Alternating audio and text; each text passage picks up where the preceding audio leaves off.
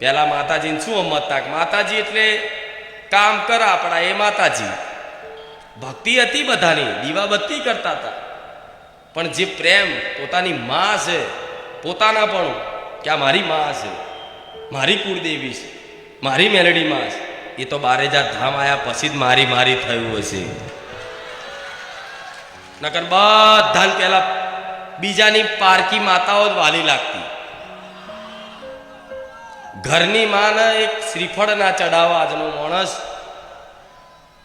અન્ય પેઢીની કોઈ માતા હોય, કોઈ ભુવાજીની માતા હોય, એના માટે તો મોટા મોટા હાર લઈ જાય, મોટી મોટી મિષ્ઠાનો લઈ જાય, સોનાના છત્તર ચડાવન, ચાંદીના છત્તર ચડાવન, બધું જેટલી જાતનું કરે, પણ ઘેર પોતાની કુળદેવી હોય ને એને હરખું એક નારિયો લઈ હરખથી ના વધેલી હોય.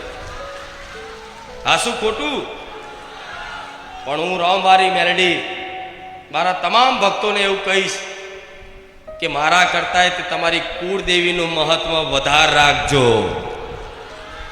મારી માટે ચુંદડી ના લાવો તો કઈ વાંધો નહીં, હું વગર ચુંદડી એ રાજી છું, વગર શ્રીફળે રાજી છું, વગર અગરબત્તી એ રાજી છું.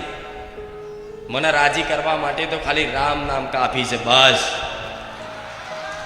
તમારી ઘેર બેઠેલી માતાઓ માટે જે ભાવ થાય ને એ ભાવથી, હેતથી કંઈ પણ વસ્તુ કોઈ અન્ય માતાજીએ ધામે જતા હોય અને કંઈ પણ લઈ જતા હોય, મીઠાઈ છે, પેડા છે કે ગમે તે તમે ભાવથી લઈ જતા હોય, એ રીતે તમારા ઘેર ફોટામાં બેઠી હોય, નાના અમથા ફોટામાં, પણ એ ફોટાની આગળ જઈને તમને જે મનમાં ભાવ જાગે એવી વસ્તુ લઈ જઈને આમ ધરાવો ને તો માને એવો ઓળકાર આવે ને કે આટલા વર્ષો સુધી તમારા વડવાઓ નિવેદ કરીને થાકી ગયા હોય, પણ કોઈ દિવસ એનો અમીનો ઓળકાર ના આવ્યો હોય, એવો એક નાના એવા ભક્તનો પ્રેમ ભાવ જોઈ અને માને અમીનો ઓળકાર આવો.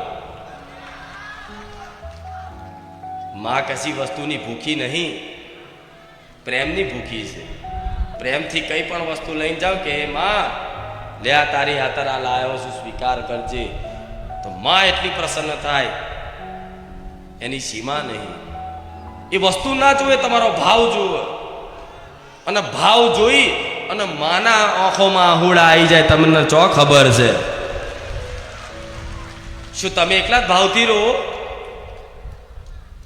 શું તમને એકલાના ભાવના આંસુ આવો, પ્રેમના આંસુ આવો?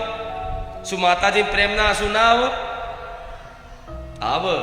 ભક્તને જોઈને માય તે પ્રેમના આંસુથી રોતી હોય, હરખથી રોતી હોય કે જો મારા દીકરાનો, મારા ભક્તનો ભાવ તો જો.